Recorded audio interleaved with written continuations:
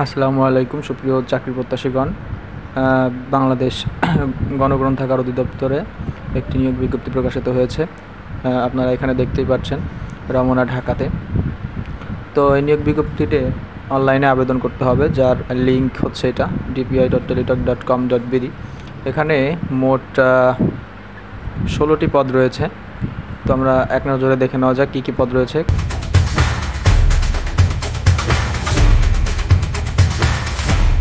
Computer operator রয়েছে 9টি, বেতন grade 13। Technical সহকারীতে রয়েছে একটি, বেতন গ্রেড হচ্ছে 13। সার্টিফিকেট কাম কম্পিউটার অপারেটরে রয়েছে একটি, গ্রেড 13। পাঠকক্ষ সহকারীতে রয়েছে 2টি পদ, গ্রেড 14। রেফারেন্স অ্যাসিস্ট্যান্টে রয়েছে 3টি পদ, গ্রেড 14। হিসাবরক্ষক পদে রয়েছে 6টি পদ, বেতন গ্রেড 15। লাইব্রেরি অ্যাসিস্ট্যান্টে রয়েছে 23টি পদ, বেতন গ্রেড 16।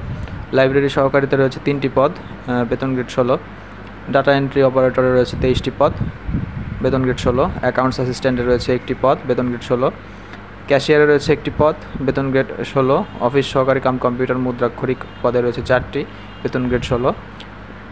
ড্রাইভার একটি, গ্রেড 16। ডেসপাচ রাইটার রয়েছে একটি পদ, গ্রেড 18। অফিস সহায়কে রয়েছে 6টি পদ, বেতন গ্রেড 20। অফিস সহায়ক কাম নিরাপত্তা প্রহরী 8টি পদ রয়েছে, এখানে বেতন গ্রেড হচ্ছে 20।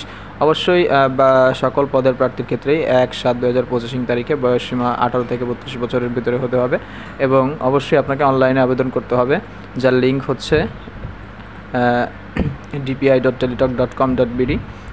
আবেদনের শুরুর তারিখ হচ্ছে 4 তারিখ 8 মাস 2025 এবং শেষ সময় হচ্ছে 2 তারিখ 9 মাস 2025 বিকাল 5টার ভিতরে আপনাকে আবেদন জমাদান শেষ করতে হবে এবং অবশ্যই আপনার ছবির সাইজ হতে হবে 300x300 পিক্সেল এবং স্বাক্ষর হতে হবে 300x80 পিক্সেল। তো আবেদন করার পরে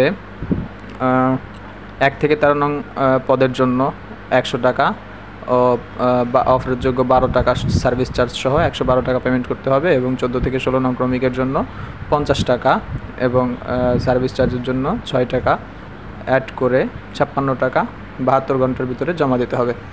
তো ধন্যবাদ ভিডিওটি দেখার জন্য। আল্লাহ হাফেজ।